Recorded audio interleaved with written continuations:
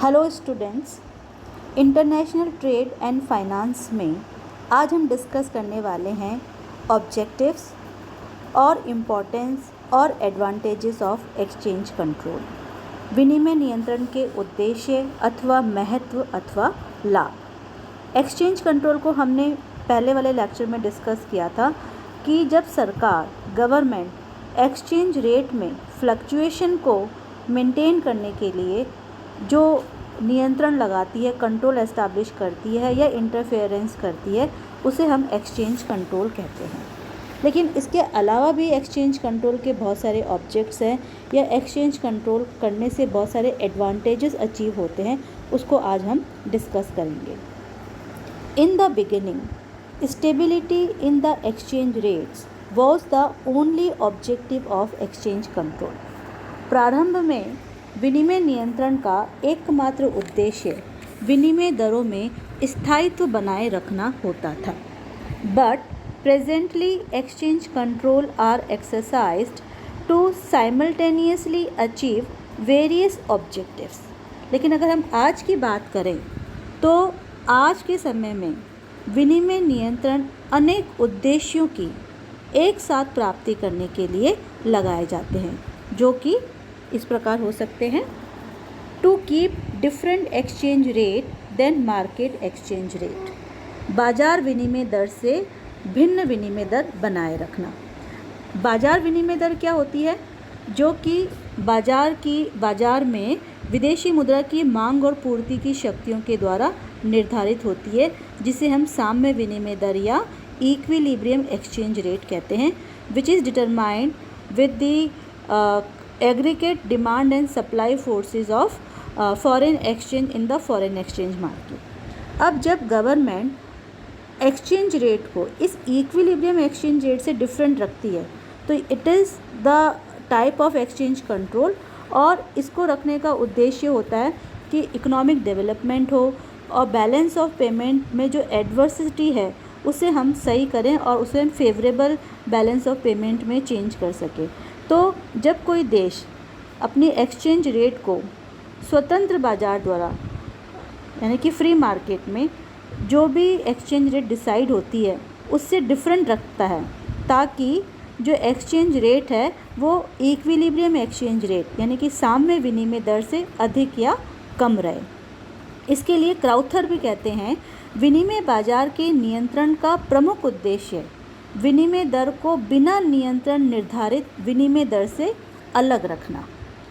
Thomas ने भी अपने विचार इसी प्रकार व्यक्त किया और कहते हैं, विनिमय नियंत्रण का उद्देश्य विनिमय दर को मुक्त बाजार द्वारा स्थापित होने वाले विनिमय दर से अलग स्तर पे बनाए रखना।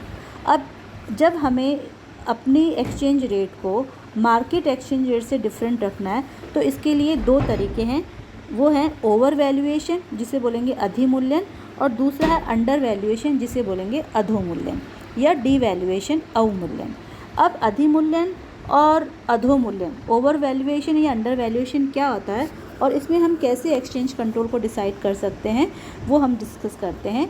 कि जब कोई देश, सबसे पहले हम डिस्कस करें ओवर वैल्यूएशन, अधिमूल्यन को। जब कोई देश जानबूझ के अपनी एक्सचेंज रेट को साम्य विनिमय दर मतलब इक्विलिब्रियम एक्सचेंज रेट से अधिक रखता है तो इसे अधिमूल्यन कहते हैं। अधिक रखने का मतलब क्या हुआ कि हमारी करेंसी की एक्सटर्नल वैल्यू इंक्रीज़ हो गई है, यानी कि विदेशों में हमारी मुद्रा का मूल्य बढ़ गया है। इसको एक एग्जांपल से समझते हैं कि मान लो पहले $1 के लिए हमें 70 रुपये देने पड़ते हैं। अब ओवर वैल्यूएशन अगर हमने हमारी करेंसी का करा है तो अब हमें $1 के लिए 60 रुपीज़ ही देने पड़े, यानी कि हमारी करेंसी की वैल्यू बढ़ गई है, इसलिए हमें $1 को पाने के लिए पहले से कम देने पड़ रहे हैं। ठीक है। अब इसको करने जब बढ़ी हुई विदेशी विनिमय दर अगर हम रखते हैं तो ऐसा करने का बहुत सा कारण होता है। क्यों करती है गवर्नमेंट? सबसे पहला काम तो ये है कि जब हमारे ऊपर विदेशी ऋण, फॉरेन जो लोन होता है, उसका बोझ अधिक हो जाता है तो सरकार ऐसा करती है ओवर वैल्यूएशन, और उसको करने का ऑब्जेक्ट ये होता है कि हमें लोन चुकाने के लिए जो हमारी डोमेस्टिक करेंसी है, स्वदेशी मुद्रा, वो कम खर्च करनी पड़ेगी। कैसे? जैसे मान लो हमें $1 का ऋण चुकाने के लिए पहले 70 रुपये खर्च करने पड़ते थे, अब हमने ओवर वैल्यूएशन कर लिया तो उसी एग्जाम्पल से अगर हम समझे तो अब $1 का ऋण चुकाने के लिए हमें केवल 60 रुपये ही खर्च करने पड़ेंगे, यानी कि हमें डोमेस्टिक करेंसी कम खर्च करनी पड़ी। तो ये उसका एडवांटेज हो गया और ये ऑब्जेक्ट हो गया हमारा ओवर वैल्यूएशन का। दूसरा इसका ऑब्जेक्ट होता है आयात को प्रोत्साहित करने के लिए, इंपोर्ट को बढ़ाने के लिए। कैसे?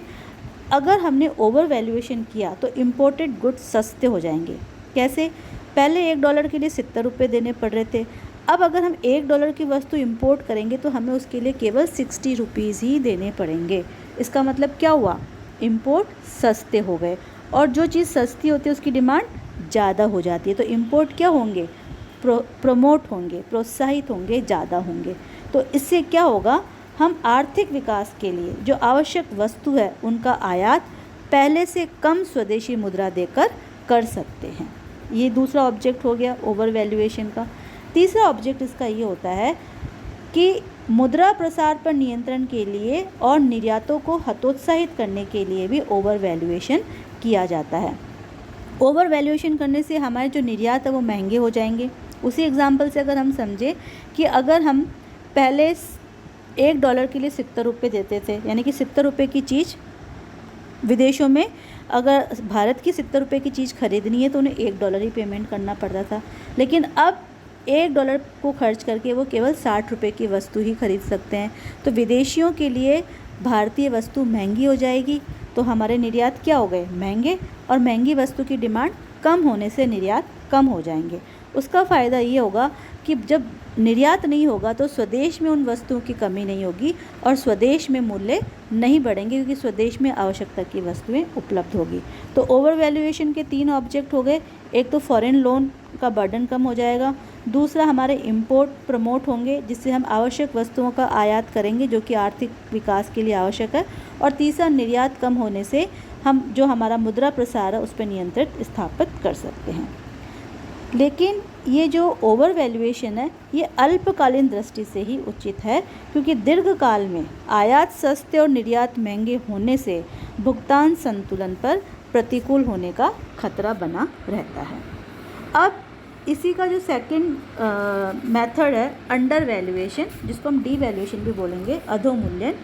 इसमें क्या होता है कि जब कोई देश अपनी विनिमय दर को साम्य विनिमय दर से जानबूझकर नीचे बनाए रखता है तो उसे हम अधोमूल्यन या अंडर वैल्यूएशन कहते हैं। अगर मैं उसी एग्जांपल को आगे लूँ कि जहाँ पहले $1 के लिए 70 रुपये खर्च करने पड़ रहे हैं और अब हमने अंडर वैल्यूएशन कर दिया, यानी कि हमारी करेंसी की एक्सटर्नल वैल्यू कम हो गई है पहले से, तो अब हमें $1 के लिए 80 रुपये देने पड़ेंगे। ये हो गया अंडर वैल्यूएशन। ठीक है। अब ऐसा करने के पीछे क्या उद्देश्य होता है?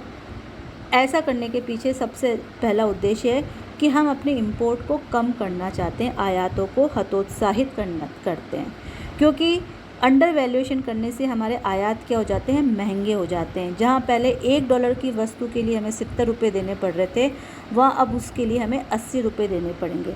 तो आयात महंगे होने से आयात हतोत्साहित होंगे, कम होंगे, जिसका प्रभाव भुगतान संतुलन पर पड़ेगा। आयातों के कम होने से विदेशी मुद्रा का भुगतान कम होगा और हमारा प्रतिकूल भुगतान संतुलन की स्थिति में सुधार होगा। दूसरा इसका कारण होता है निर्यातों को प्रोत्साहित करने के लिए। जब आयात महंगे हुए तो हमारे निर्यात क्या हो गए? सस्ते हो गए। सस्ते होने से निर्यात बढ़ेंगे, निर्यात बढ़ने से विदेशी मुद्रा का अर्जन होगा और ये भी प्रतिकूल भुगतान संतुलन को सुधारने में सहायक होगा। तीसरा इसका कारण होता है आंतरिक कीमत स्तर को उठाने के लिए। जो इंटरनल प्राइस लेवल है उसको इंक्रीज़ करने के लिए हम अंडर वैल्यूएशन का सहारा लेते हैं, खासकर जब अर्थव्यवस्था में मंदी होती है और कीमतों में लगातार गिरने की प्रवृत्ति होती है तो ऐसा किया जाता है। लेकिन जो ये अंडर वैल्यूएशन की पॉलिसी है ये केवल उन डेवलप्ड कंट्रीज़, विकसित देशों के लिए ही उपयुक्त होती है जिनकी अर्थव्यवस्था मुख्य रूप से निर्यातों पर ही निर्भर होती है। विकासशील देश की अगर हम ये बात करें तो उनके लिए ये नीति घातक सिद्ध हो सकती है। ये बहुत ख़तरनाक नीति होती है, इसलिए सोच समझ के ही इसका इस्तेमाल करना चाहिए। तो ये पहला ऑब्जेक्ट हुआ है एक्सचेंज कंट्रोल का, to keep different exchange rate than market exchange rate, जिसमें ओवर वैल्यूएशन और अंडर वैल्यूएशन की मदद से हम ये काम करते हैं। सेकेंड ऑब्जेक्ट है to maintain exchange rate stability. Next इसका पॉइंट है to maintain exchange rate stability, विनिमय दरों में स्थायित्व बनाए रखना।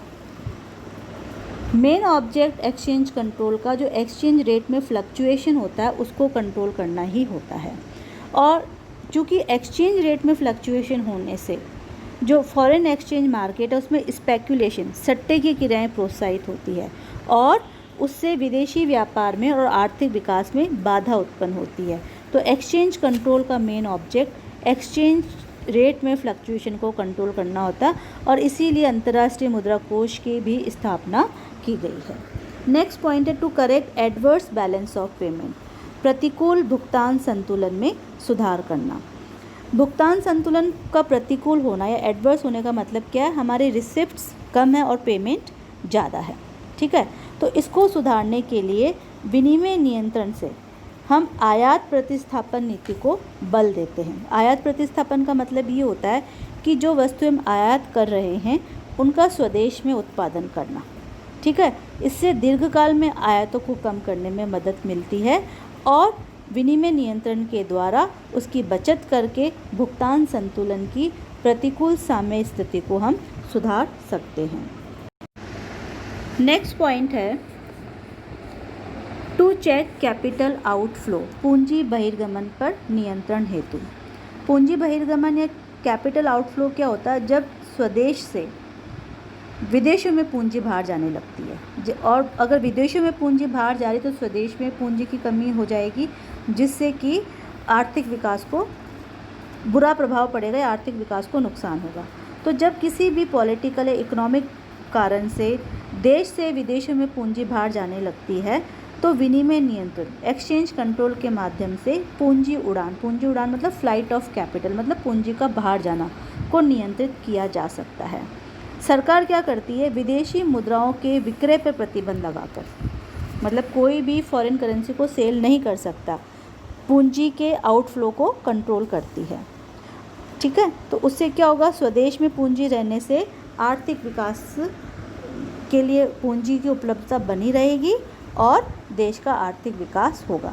Next point two make protection policy success, संरक्षण की नीति को सफल बनाने हेतु। ट्रेड पॉलिसी, जो फॉरेन ट्रेड पॉलिसी होती है वो दो तरह की होती है, protection and free trade. Protection मतलब संरक्षणवादी और फ्री मतलब स्वतंत्र। संरक्षण का उद्देश्य होता है कि जो हमारे घरेलू उद्योग धंधे हैं उन्हें विदेशी प्रतिस्पर्धा से बचाने के लिए विदेशी वस्तुओं के आयातों पर भारी कर लगाना या आयात फिक्स कर देना ताकि स्वदेशी उद्योग धंधों को विदेशी वस्तुओं से प्रतिस्पर्धा का सामना नहीं करना पड़े। तो घरेलू उद्योगों को विदेशी प्रतिस्पर्धा से बचाने के लिए और उन्हें उचित संरक्षण प्रदान करने के लिए सरकार विनिमय नियंत्रण यानी कि एक्सचेंज कंट्रोल की पॉलिसी का सहारा लेती है और विनिमय नियंत्रण के द्वारा सरकार या तो आयातों पर प्रतिबंध लगाती है या विनिमय दर को उनके वास्तविक बाजार मूल्य से नीचा रख के आयात को हतोत्साहित करती है, यानी कि अंडर वैल्यूएशन करके आयातों को कम करने की कोशिश करती है। नेक्स्ट पॉइंट है to make adequate availability of foreign exchange, विदेशी विनिमय की पर्याप्त उपलब्धता हेतु। इसमें क्या होता है, जो भी हमारे विदेशी मुद्रा के भंडार हैं, किसी भी देश के लिए विदेशी मुद्रा के भंडार पर्याप्त होने चाहिए क्योंकि ये संकट के समय सुरक्षा कवच का काम करते हैं। संकट के समय में मतलब जैसे कि मान लो युद्ध का संकट हो गया है या आर्थिक विकास के लिए हम आयात कर रहे हैं तो उनके भुगतानों का है या ऋणों का भुगतान करना है, तो जिस देश के पास में पर्याप्त विदेशी मुद्रा के कोष होते हैं वो इन संकट का सामना आसानी से कर लेते हैं। तो विदेशी विनिमय कोषों का पर्याप्त होना अत्यावश्यक है किसी भी देश के लिए। और विदेशी नियंत्रण के द्वारा एक देश अपने अनावश्यक आयातों पर कठोर प्रतिबंध और नियंत्रण लगाकर और निर्यातों को प्रोत्साहित कर विदेशी विनिमय कोषों का पर्याप्त और सम्मानजनक स्तर बनाए रख सकता है, ठीक है। नेक्स्ट पॉइंट है to use discriminating trade policy, विभेदात्मक व्यापार नीति अपनाने हेतु। डिस्क्रिमिनेट ट्रेड पॉलिसी का मतलब ये होता है कि अलग अलग देशों के साथ में अलग अलग व्यापार की नीति अपनाना, किसी के साथ में फ्री ट्रेड, किसी के साथ में प्रोटेक्शनिस्ट ट्रेड। तो विदेशी विनिमय नियंत्रण का एक उद्देश्य विभिन्न देशों के साथ विभिन्न व्यापार नीति की अनुपालना करना हो सकता है। इसके अंतर्गत सुदृढ़ व्यापार संबंध वाले देश, यानी कि ऐसे देश जिनसे हमारे जो व्यापारिक रिलेशंस है वो बहुत साउंड है, उनके साथ हम अनुकूल विनिमय दर की नीति अपना सकते हैं। और इसके अलावा कुछ देशों के आयातों को प्रोत्साहन दे सकते हैं और कुछ देशों के आयातों पर हम प्रतिबंध की नीति का भी पालन कर सकते हैं। तो भिन्न भिन्न देशों पर विशेष वस्तुओं के व्यापार के लिए भिन्न भिन्न विनिमय दरें निर्धारित कर सकते हैं। ऐसा हम देश हित में करते हैं। ये ऑब्जेक्ट होता है एक्सचेंज कंट्रोल का। नेक्स्ट पॉइंट है टू रेस्ट्रिक्ट इम्पोर्ट्स, आयात पर प्रतिबंध लगाने हेतु। विनिमय नियंत्रण की नीति के द्वारा सरकार हानिकारक वस्तुएं, मादक वस्तुएं और विलासिता की वस्तुओं पर पूर्ण प्रतिबंध लगा सकती है या उन्हें काफ़ी हद तक कम कर सकती है। और ऐसा करने का उद्देश्य ये होता है कि सरकार अपने विदेशी विनिमय कोषों को आवश्यक वस्तुओं के लिए रखती है। Next point for rational allocation of forex, विदेशी विनिमय कोषों का विवेकपूर्ण आवंटन करने हेतु। विकासशील जो राष्ट्र होते हैं उनके समक्ष विदेशी विनिमय कोषों की उपलब्धता उनकी मांग की तुलना में काफ़ी कम होती है। इसलिए ऐसे देशों को विदेशी विनिमय कोषों का प्रयोग देश की प्राथमिकताओं के अनुसार करने की आवश्यकता होती है। तो विनिमय नियंत्रण की नीति के द्वारा इन कोषों का उपयोग देश की प्राथमिकताओं के आधार पर आसानी से किया जा सकता है। बहुत सीधी सी बात है कि भाई हमारे पास में विदेशी मुद्रा के भंडार कम है और आवश्यकताएं उनकी ज़्यादा है। तो अब डिमांड ज़्यादा लेकिन अवेबिलिटी कम है, तो हम क्या करेंगे? प्राथमिकता के क्रम में करेंगे और जो अनावश्यक वस्तुएं हैं उनको हम कम करेंगे। अगर आज हम बाज़ार भी जाते हैं और अगर हमने सामान ख़रीदा और हमने ज़्यादा सामान ख़रीद लिया, हमारे पास में पेमेंट कम है, तो हम क्या करेंगे? अनावश्यक वस्तुओं को हटा देते हैं और केवल आवश्यक वस्तु लेते हैं। ऐसा ही इसमें होता है कि जो हमारे फॉरेन एक्सचेंज हैं यानी कि विदेशी मुद्रा, उनका हम विवेकपूर्ण रेशनल अलोकेशन करते हैं, यानी कि जो अनावश्यक वस्तुएं हैं उनके आयातों को प्रतिबंधित करते हैं और आवश्यक वस्तुओं को रखते हैं जो देश हित के लिए, देश के विकास के लिए ज़रूरी होती है। Next point two maintain internal price stability, आंतरिक कीमत स्तर में स्थायित्व हेतु। विनिमय नियंत्रण के द्वारा सरकार विभिन्न वस्तुओं के आयात और निर्यातों को घरेलू मांग के अनुसार समायोजित कर देश में आंतरिक कीमत स्तर को स्थिर बनाए रख सकती है और विभिन्न वस्तुओं के लिए विदेशी विनिमय की आपूर्ति और वितरण पर नियंत्रण के द्वारा सरकार ये काम आसानी से पूरा कर लेती है। तो all these are the objects और इम्पोर्टेंस और एडवांटेजेस ऑफ एक्सचेंज कंट्रोल।